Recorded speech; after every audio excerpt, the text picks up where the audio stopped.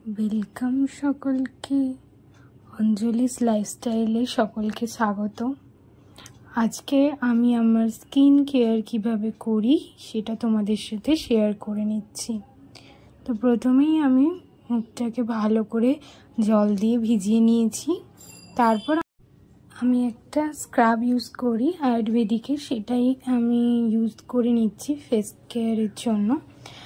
तो এটা কোনো প্রফেশনাল জিনিস নয়, এটা আমি আমার নিজের ইউজের জন্যই রেখেছি।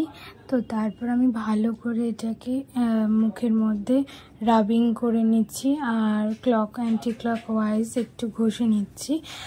তো ভালো করে পুরো ফেসটাকে এইভাবে সার্কেল করে ঘোরাতে হবে যাতে আমাদের ডেড সেলগুলো বেরিয়ে যায়। তো এইভাবে স্ক্রাবিংটা করতে হয়। যেহেতু আমি এটা নিজে করছি তো সব প্রসেস বা স্টেপগুলো আমি দিতে পারছি না।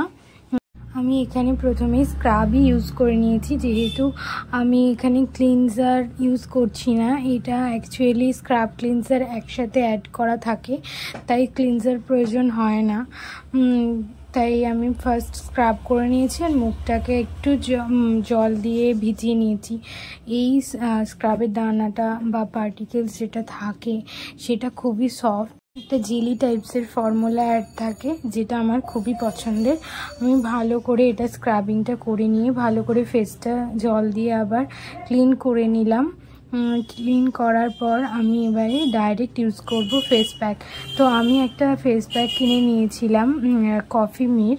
এই ফেস প্যাকটা খুবই ভালো, অ্যান্টি ট্যান হিসেবে খুব ভালো কাজ করে। আমরা জানি সকলেই যে কফি আমাদের কতটা প্রয়োজনীয়, কতটা ভালো স্কিন কেয়ার বা ট্যান তোলে।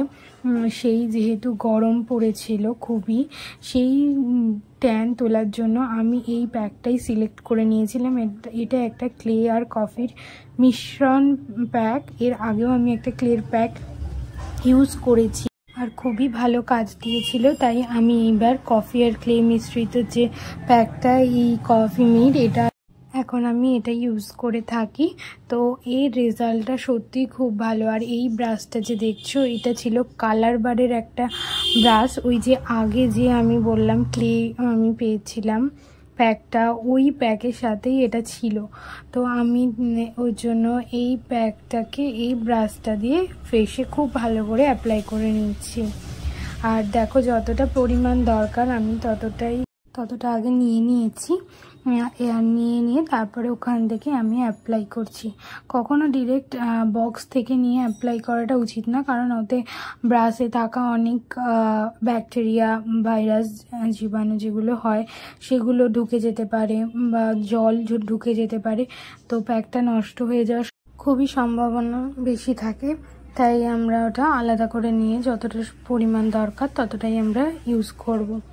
করা হয়ে গেলে ভালো করে আমরা সেটাকে গুছিয়ে আবার রেখে দেব। তো প্যাক সবসময় আমরা নিচ থেকে উপর দিকে টেনে উল্টো দিকে লোমের গ্রোথের ঠিক বিপরীতে আমরা লাগালে আমাদের কাজটা খুবই বেশি ভালোভাবে হয়। এরপর প্যাকটা পুরো মুখে গলায় ভালো করে লাগিয়ে নিয়ে যে জায়গাগুলো ট্যান পড়েছে সেগুলো উঠে যাবে। আর প্যাকটা শুকানোর জন্য আমাদের 15 মিনিট রেখে দিতে হবে। যতক্ষণ না প্যাকটা শুকাচ্ছে ততক্ষণ আমি রেখে দিচ্ছি ফেসে।